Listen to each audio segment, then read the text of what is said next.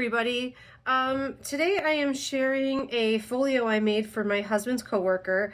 Her daughter really enjoys Harry Potter, and who doesn't? Because Harry Potter's awesome. I do as well. So I was so delighted to work with this paper finally and get this. Idea has been floating around in my head for a while, so to get it put on or actually made in something physical in my hands feels really good. I can't wait to share this with you. This is definitely one of the biggest folios I've ever made. It has two really big sections in here, if you can see that. This will hold over 100 photos. It's 8 1/4 by 8 1/4, and I would call this a box folio. It almost looks like a box rather than a book. And this is held closed with magnets. And I'm going to use this piece of paper, which is cut 4 by 6, to represent a photo as we go through this. One of the first places that you could put a photo is right here on the back of that enclosure. And you could stick a photo there. I didn't put, I photo mapped most of this book out, but I didn't put one here because she could leave that blank, and I didn't want to, I don't know, add things that, don't necessarily have to be that. You can also put one there, and the photo, it still closes. You can't see it from the outside, so you kind of open it up and you have this, you could put a photo of herself or family or, whatever right there. And I love that you have two photos before you even really opened up the folio. So anyway, those are just ideas, but I didn't feel like they were like mandatory photo spots. Like, for example, this holds a 5 by 7. Where I have put white pieces of paper in here, most of them, there's a couple I'll point out, are not really actually glued down. So I would take this out and then put your 5 by 7 in here with either double-sided tape or another liquid glue. You don't need much to hold a photo in, so don't go nuts when you're gluing them in. But there you go. You could also put small ones along the border of these flaps, or leave them blank, whatever you wanted to do. But those are just a neat way. This is held closed with a magnet, so I love that. So that's kind of like an introductory spot, and then we get into the meat of the folio.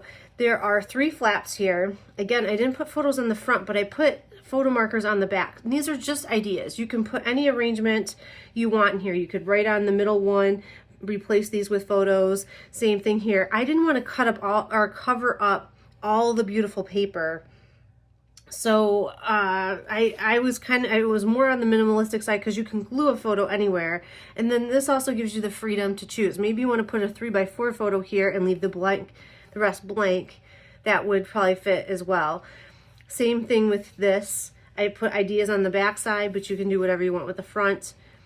These could go on, and then you have this side and this side. You can also add photos too. I think you could, if you cut down a 4 by 6, you could put a 4 by 6 there. It's just a tiny bit too big, so just shave a little bit off. You could fit a 4 by 6 photo there. This would hold up to 16 photos, just these 3 flaps. So that's really cool just in itself. This is obviously a 4 by 6 photo. This opens up. This is a pocket. You could put a photo and glue it right here, but I was struggling with that a little bit because I didn't want to cover up the paper. Obviously, I have issues. So I wanted her to be able to decide. You can either, glue one here, or you can just use the pocket so that you can still enjoy the paper as well. So this is a 5 by 7. And then I also made you a photo card, so you could put a photo on the back of this. A 4 by 6 will fit. And then you can stick this in the pocket as well. So there's that. And then this paper is not, it is Harry Potter paper, but it doesn't have any of the characters. So I included these stickers so that you can, spread them out in the album however you want to put the stickers down once you get your photos in. This flap opens up, and we have a place for 4 by 6 and another small picture. These are all tuck spots, meaning that this isn't actually glued down. Once you get your photo in there, put a little drop of glue and then adhere that down so that doesn't get caught as you're enjoying the album. This flap also opens up, and you have this layout here where you can put, pictures of your event. So I love how that turned out. And then this closes up.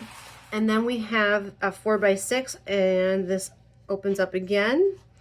And this is a flap, so you can have a nice way to you know, do some journaling or add some information about what's going on. And then this is 2 4x6s. This one's a little crooked, I'm just noticing. These are not actually taped down.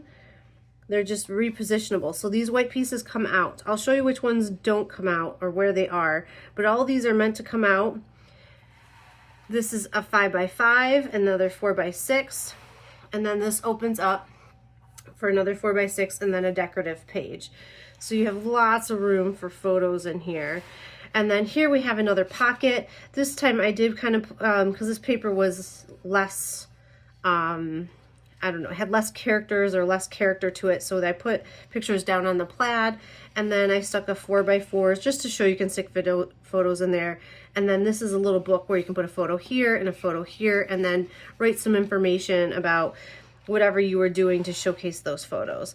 So this closes back up, and that is the first half of the folio. And then over here we have, this is a slightly bigger section and also just has lots of cool little features in it.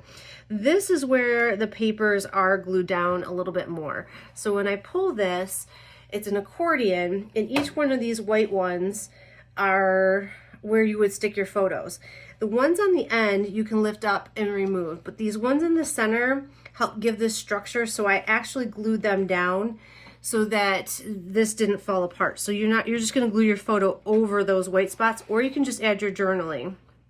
This also opens up this way, so you have room for a 3x4, a 4x6, a 4x6, a 4x4. And again, all these features are open so that you can get stuff into each of these slots, so you're not, you know, ruining the decorative elements.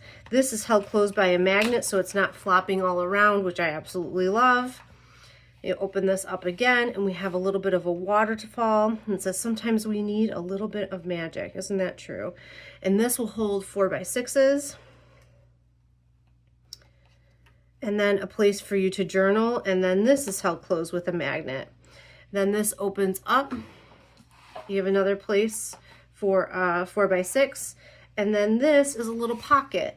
So you have a place for a photo here. You could stick a couple 4x6s in there, and then you also have a journaling card where you can put a photo on the back also in this section.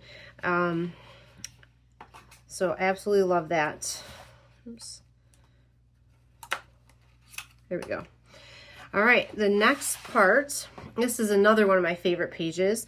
This opens up with little flaps, and each one of these flaps has a photo opportunity on the back, or journaling. Don't forget to write in you got to tell your stories, because it's amazing how we forget as the years go by. Oh, where were we? What were we doing? And then you don't want to forget all that information.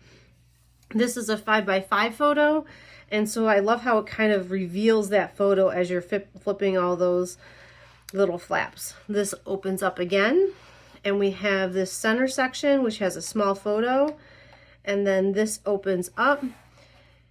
There's a 4x4, another 4x4, a 3x4, and then another layout here where you can put some photos. I love it's got the Hogwarts Express, and it's got I don't know if that's Errol or Hedwig.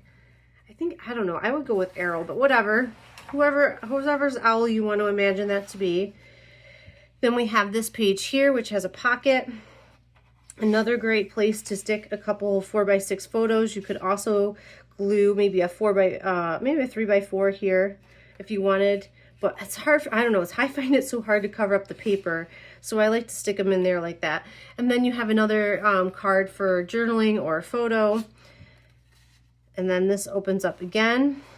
And in this section, we have a pocket, so you can stick a couple photos in there.